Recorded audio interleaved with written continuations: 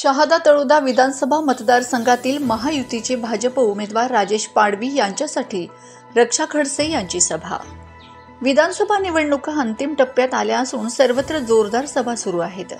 शहादा तळोदा विधानसभा मतदारसंघातील भाजप उमेदवारांच्या प्रचारासाठी केंद्रीय मंत्री रक्षा खडसे यांची शहादा येथे जाहीर सभा संपन्न झाली। यावेळी महायुतीचे सर्व पदाधिकारी उपस्थित होते।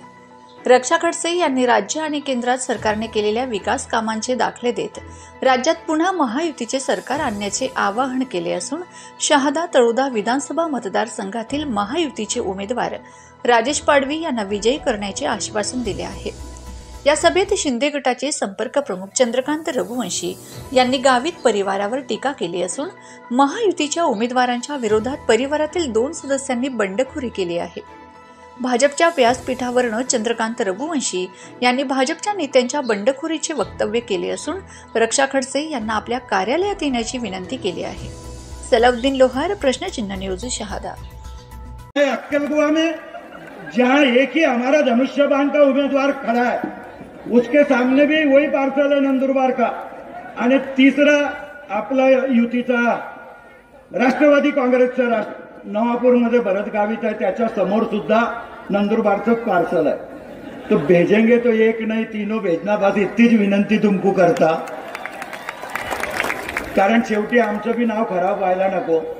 एकंदरीत मी ताई, तुम्ही मला बघू नका, मी तुमचा भाऊ आहे, काका आहे, सर्व काही आहे, पण माझा राग तुमच्यावर बी आहे। युतीचा धर्म म्हणून मी तुम्हाला आमंत्रित केलं होतं की माझी बहीण नंदुरबारमध्ये येऊन राहिली, देशाची मंत्री आहे, तर माझ्या कार्यालयाला शिवसेना हा मित्रपक्ष आहे तुमच्या विजूभाऊ गोस्वामीमध्ये। शिवसेना हा तुमचा मित्रपक्ष आहे आणि माझ्या बहिणीचा सत्कार माझ्या गावात माझ्या कार्यालयात व्हायला पाहिजे अशी माझी इच्छा होती। इलेक्शन झालं, अपेक्षा नव्हती की आपल्याला इथून माघार करावी लागेल, इथून आपली जागा निवडून येणार नाही, पण हे फक्त कशासाठी झालं तर एक फेक नेरेटिव्ह इथे सेट केला गेला की इथे भाजपचं सरकार आल्यानंतर केंद्रामध्ये संविधान बदललं जाईल।